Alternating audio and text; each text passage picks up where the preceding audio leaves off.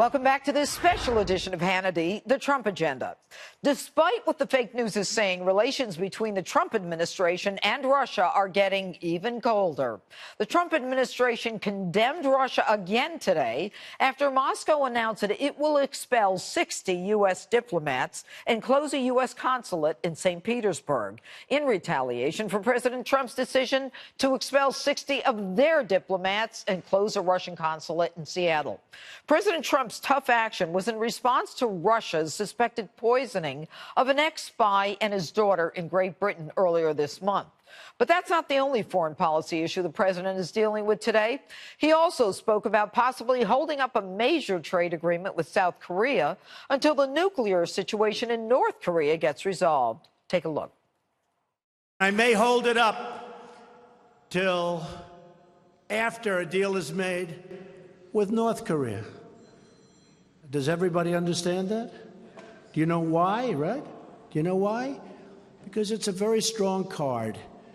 And I want to make sure everyone is treated fairly, and we're moving along very nicely with North Korea. We'll see what happens.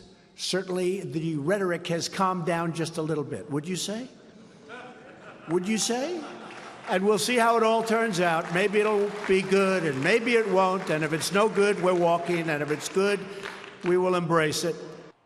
Joining us now, he's a member of the House Foreign Affairs Committee, Florida Congressman Ron DeSantis. Also joining us, former Florida Congressman, Fox News contributor Alan West. Well, I guess, guys, you would both agree that the rhetoric is clamping down a bit, and that's all good. We're not hearing about Rocket Man and all the other stuff from Rocket Man. So I'll start with you, Congressman DeSantis. You know, you sit on the House Intelligence Committee. You know, what we've got today with the expulsion of, the Russian diplomats and then their retaliation or tit for tat. Although the issue is that, we had a reason for the tat. It was the British spy who was poisoned on the UK grounds. His daughter, I understand, is still alive, but is getting better. They had no reason other than retaliation. What does that tell you about Russia and the United States?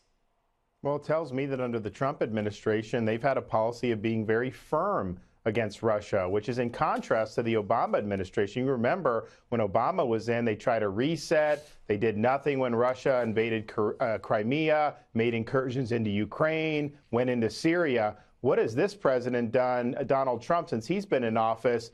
He has provided lethal aid to Ukraine so they could defend themselves. Obama wouldn't do that.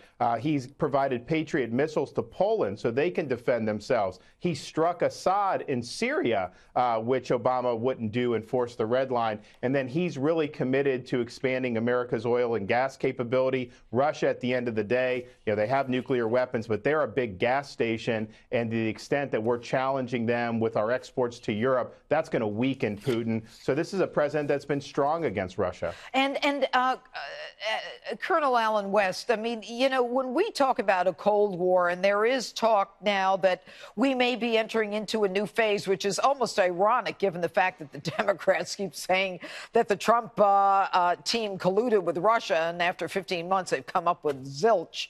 But do you think we're entering a new Cold War era? Without a doubt, Judge, we are getting there. When Vladimir Putin was asked about the greatest disappointment he had in the 20th century, he said it was the collapse of the old Soviet Union. So what you see is someone that is trying to reestablish that Russian hegemonic dominance. You know the threats that he's made against the Baltic states, Latvia, Lithuania, and Estonia. Congressman DeSantis already talked about some of the threats that he has made with the Crimea and the Ukraine. And so he has done that because he has not seen a very strong policy. You're starting to see that type of strong policy. And with the announcement that John Bolton is going to be the National Security Advisor, I don't think you will get the same type of weak and feckless advice that a Susan Rice was given to President Barack Obama. Yeah, and Ron, you're nodding your head. Well, yeah, I mean, John Bolton, is a very strong voice, very clear thinker. And I think that importantly, he knows how the bureaucracy works. And so he's going to be instrumental in getting the bureaucrats to actually enforce President Trump's policies, which they haven't been, as willing to do as they were under Obama. So I think it was a really good choice, and I do think that you will see positive results in terms of the execution of the Trump foreign policy. And, what about with the president talking about, the North Korea situation and the fact that, he's got a strong card now, Alan, as it relates to North and South Korea? Well, it's been very interesting. We know that Kim Jong-un, the first time he has ever left North Korea was this week to go and travel and sit down with Xi Jinping in China. I think that China and North Korea are very nervous. They understand that the president, number one, this is not about strategic patience. Number two, they know that the president will put pressure on China and definitely pressure on North Korea, and he is not backing down. And so they find themselves in a very precarious situation. And I think Xi Jinping wants to make sure that Kim Jong-un is very clear and understanding that China cannot have a Korean peninsula that is friendly to the United States of America, Japan, or our allies, as opposed to China. China cannot afford for an implosion to happen in North Korea with a mass influx of refugees and also the loss of the hydroelectric power plants that provide a lot of electricity for those northern provinces in China. Interesting. And back to you, Ron, Congressman DeSantis. We saw Kim Jong-un for the first year of the president's administration, the first 13, 14 months, setting off those ICBMs and with all the name calling and saying we were going to get a birthday present, on the 4th of July and all that other stuff. All of a sudden, he's starting to dress in kind of Western gear, kind of, and he's making trips outside of his country. What do you think has caused this man to do this abrupt turnaround?